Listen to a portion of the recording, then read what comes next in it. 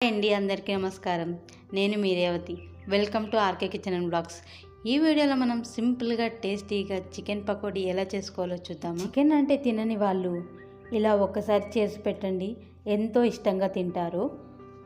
ముందుగా ఒక బౌల్ తీసుకుని శుభ్రంగా కడిగి పెట్టుకున్న చికెన్ తీసుకుని అలాగే ఇందులోకి కార్న్ఫ్లోర్, మైదా, కారం, ఉప్పు, ఫుడ్ కలర్, ఒక గుడ్డు పగలగొట్టుకుని బాగా కలుపుకోవాలి. ముక్కలకు అంటేలా కలుపుకోవాలి.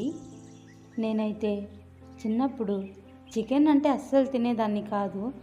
ఇలా చికెన్ పకోడీ చేసి పెడితే చాలా ఎంతో ఇష్టంగా తింటానండి. ఇప్పుడు దీన్ని మూత పెట్టి ఒక హాఫ్ అన్ అవర్ ఉంచేయాలి. ఇప్పుడు స్టవ్ వెలిగించి ఒక బాండ్లీ పెట్టుకుని బాండ్లీ కాస్త వేడెక్కాక అందులోకి నూనె వేసుకోవాలి.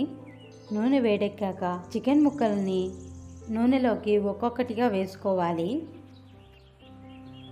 చికెన్ ముక్కలు కాస్త ఫ్రై అయ్యాక టర్న్ చేసుకుని బాగా ఉడికించుకోవాలి. ఇప్పుడే చికెన్ ముక్కలు అనేది బాగా ఉడుకుతాయి. ఆయిల్లో ఫ్రై అయ్యాక ఒక ప్లేట్లోకి తీసుకుందాం. చూసారు కదండి చికెన్ పకోడీ ఎలా చేశాను. ఒక్కసారి మీరు కూడా ట్రై చేసి ఎలా వచ్చిందో కమెంట్ చేయండి. అలాగే ఈ వీడియో నచ్చితే లైక్ చేసి మన ఛానల్ను సబ్స్క్రైబ్ చేసుకోండి friends. Thanks for the watching.